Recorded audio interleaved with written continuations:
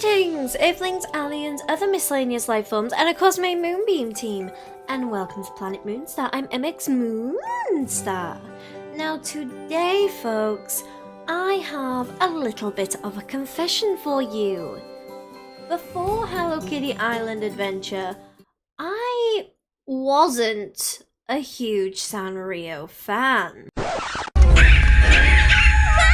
Conspiracy! Now put the pitchforks down, put them down.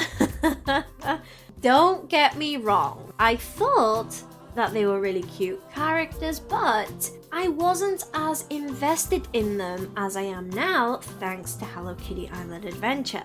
I'm now a huge Sanrio fan because of this game. I have over 1,500 hours in Hello Kitty Island Adventure, and today I want to share with you some of my honest thoughts about the game and if it's worth the price or not. The game takes place on an island called Friendship Island, or Big Adventures Park.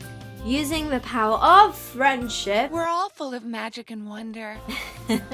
You'll work with the Sanrio friends to restore the park back to its heyday. You'll complete quests, solve mysteries, take pictures of Gudetama, take part in events, all the while enjoying a very nice story. The story is very charming and engaging. It's a part of the reason why I've not stopped playing the game since its launch day. There's always some sort of a way the game keeps me playing, and one of the ways is through its story. Getting to the bottom of the island's mystery and interacting with the characters who have been well written is such a joy. The constant updates and visitors being added also always keeps me coming back for more. Having my island be as populated as possible is a very exciting concept to me.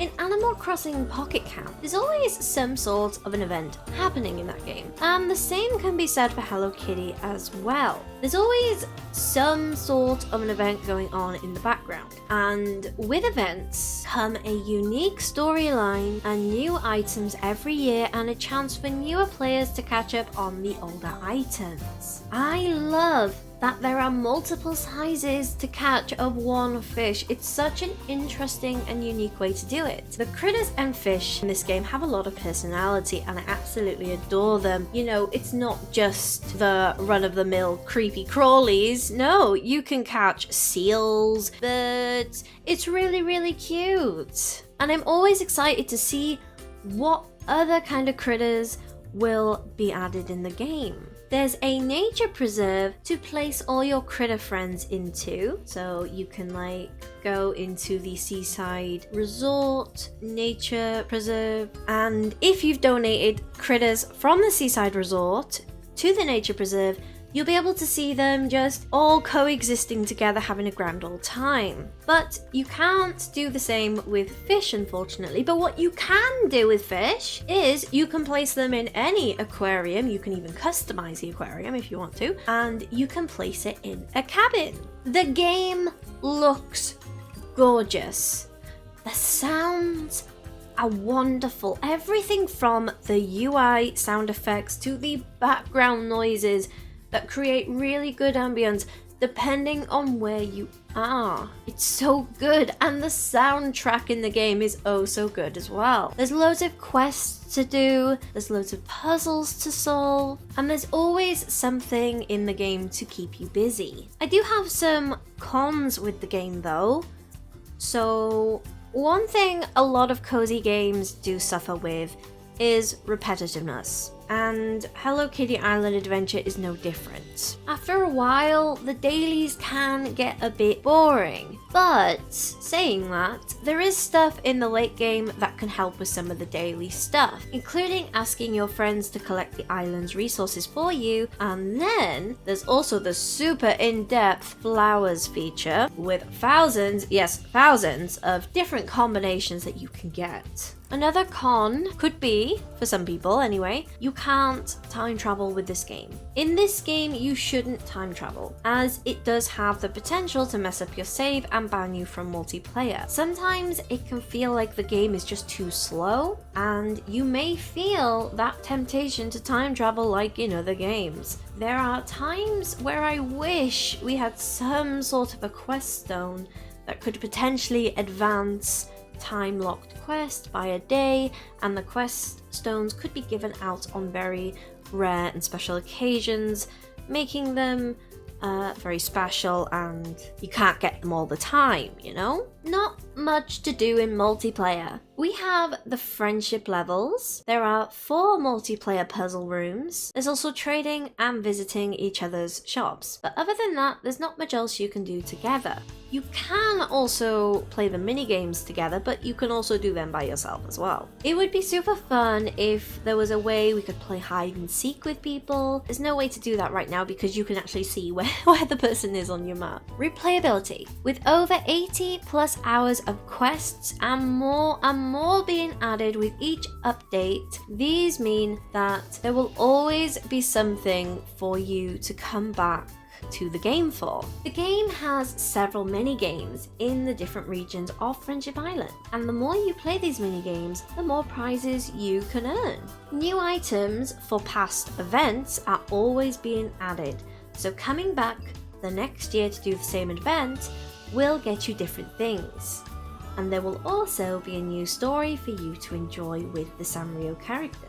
Potential DLC? A lot of the listings say that the game will come with the 8 regions of Friendship Island, whereas City Town isn't actually considered to be on Friendship Island because you have to go there by boat. So that leaves the question, what about City Town? There are some people who have been theorizing that City Town will be a paid DLC. Now, we haven't actually been able to experience the full picture of City Town yet, but with the little updates to it here and there, we can definitely say that if it keeps going at the pace it's going, it will definitely be worth it as a DLC. Price. One majorly positive thing I would like to point out at the moment is that the game will not have any microtransactions. Can you believe it in this day and age? Honestly, it's so rare to see this with games these days, and that is such a good thing. Currently, there are 2 price points.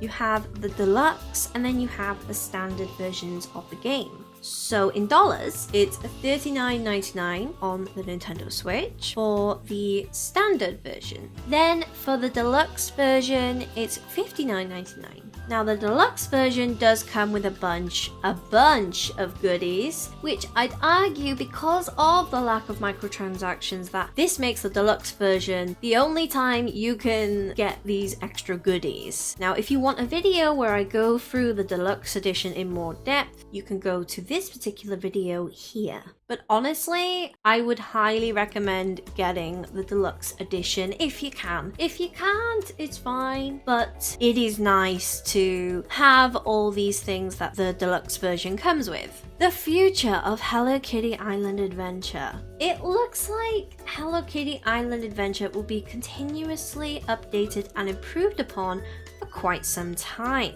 I found a Screen Rant article where Chelsea, the Chief Product Officer at Sunblink, said, "We'll be continuing to update and support the game as long as people are continuing to play and enjoy it. We've got a 2-year plus roadmap." Now this article was from July of 2024, meaning we should be seeing new content past 2025 and well into 2026 and possibly beyond. My honest final thoughts. Yes, I think personally the game is worth the price. Whether you're a Sanrio fan or you're not a Sanrio fan, whether you're an Animal Crossing or a Disney Dreamlight Valley fan, I've been playing this game since launch as a non-Sanrio fan, and by the end of it, I have come out now as quite the Sanrio fan. And like I said, I have been playing this game since launch and I've enjoyed it so much. And I don't even really spend a lot of time customizing cabins or growing flowers. I keep going back to Hello Kitty Island Adventure because of my love for the world. The Hello Kitty Island Adventure world, the characters in the world, and I even love the characters that Sunblink has specifically made for this world. They fit in so well together with the Sanrio characters, and I always get excited for when the next update is going to be. Don't get me wrong, I don't like certain aspects of the game, like having certain things be time-locked, and having to play each week for 3 months to someone just to trade clothing for an event you might have missed. But if you want my brutal conclusion, in Hello Kitty Island Adventure's case, the pros weigh out the cons. For me at least. I don't think Hello Kitty Island Adventure needs to be the ultimate perfect cozy game that there ever was. It just needs to be good and create worthwhile experiences for its player base, which I wholeheartedly believe that it does, and it will continue to do so for many more years to come. Despite things being time-locked, and having to play each week for 3 months with someone if you've missed out on some event clothing, I still think that Hello Kitty Island Adventure has a lot to offer its potential players. When the game gets released on Switch, I will be playing it, of course. I'm so excited. And I will have lots of videos coming out, especially for beginners to the game. So, come and take a trip to Planet Moonstar, and together we will hello some kitties. Yes, we will. So, I have been MX Moonstar. You folks have been amazing, and yeah, ta-ta!